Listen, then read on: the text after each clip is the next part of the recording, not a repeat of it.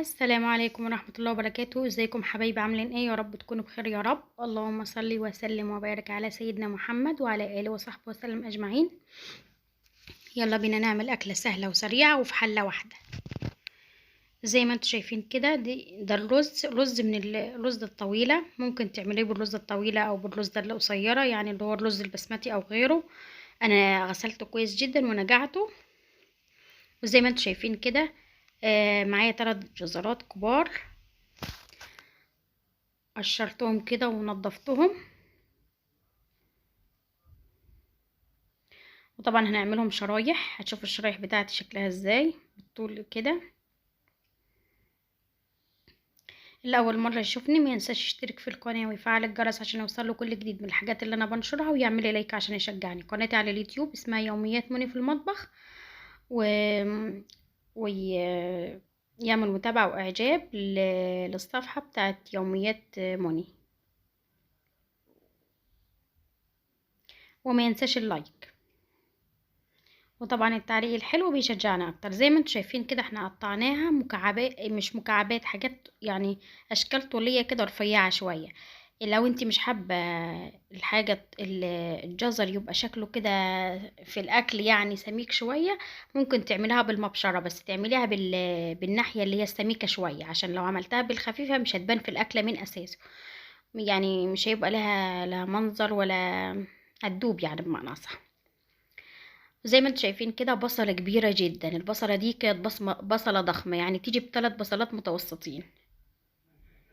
هنقطعها زي ما انتم شايفين كده حلقات.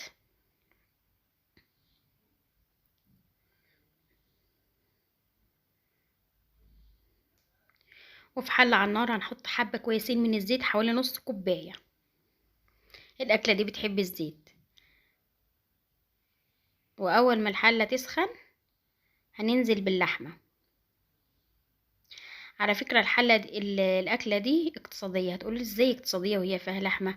عايزة أقولك انك ممكن تعملها بحتة لحمة واحدة فقط. يعني ازاي؟ الأكلة دي أساسا اسمها بلوف روسي. آه، يعني أكلة روسية. لو عايزة تعمليها يعني بحتة لحمة واحدة، ازاي؟ هتقطعي حتة اللحمة مكعبات صغيرة وتنزليها على النار مباشرة على الزيت كده، زي ما انت شايفة. وتفضلي تقلبي فيها وتعملي باقي الخطوات اللي احنا هنعملها بعد كده. بس انا عشان احنا بنحب اللحمة يعني تبقى قطع كده، فانا عملتها كده. وعشان اللحمة كمان يعني مش صغيرة، فانا سلقتها الاول. وبنقلب فيها كده زي ما انتم شايفين مع بعض. هو التقليب بشويش طبعا، بس عشان انا مسرعة الفيديو. بننزل بقى بالتوابل: كمون وكزبرة ناشفة وفلفل اسود وبابريكا. ده الفلفل الاسود. وكركم. حط شوية كويسين كده من الكركم عشان بيبقى لونها وشكلها حلو حلو جدا. الأكلة دي سهلة وسريعة، حلوة لمواسم الامتحانات، ولو انت متأخرة أو موظفة يعني لو متأخرة على الأكل أو موظفة، تكوني سلقة اللحمة، أو حتى لو كانت اللحمة صغيرة ممكن تعمليها كده على طول على النار من غير ما تكوني سلقاها. بنقلب فيها تقلبتين شوية كده، يعني لما تحس ان البصلة اتكرملت وادت لون كده شوية.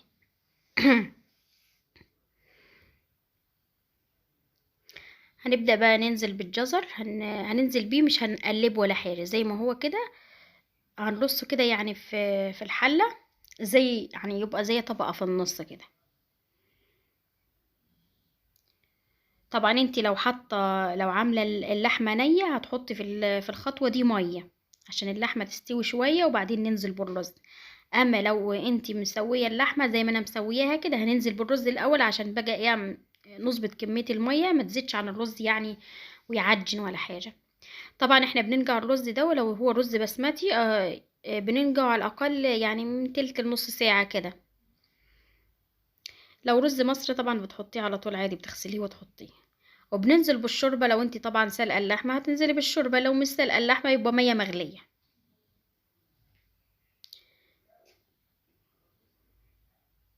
ونسيت اقول لكم ان انا حطيت ملح واحنا بنحط التوابل.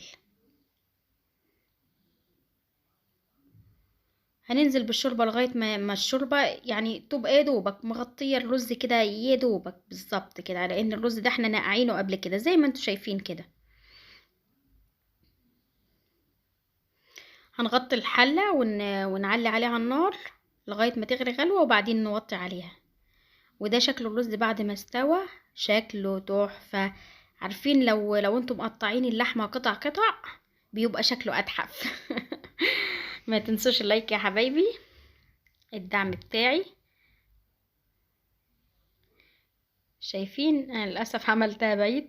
الرزة ما شاء الله بلزتها مفلفل خالص، طعمه جميل وبيلمع كده وشكله تحفة. طبعا انا هجيب حاجة اغرف فيها دلوقتي زي ما انتم شايفين كده بنغرف. هو المفروض ان احنا بنغرف كده الرز وبعدين نحط اللحمة من فوق. اكلة كاملة متكاملة، لا تعملي في جنبها طبايخ ولا اي حاجة، ممكن شوية سلطة وممكن تتاكل والله زي ما هي كده، بس هو تمام يعني انك تعملي شوية سلطة في جنبها وخلاص.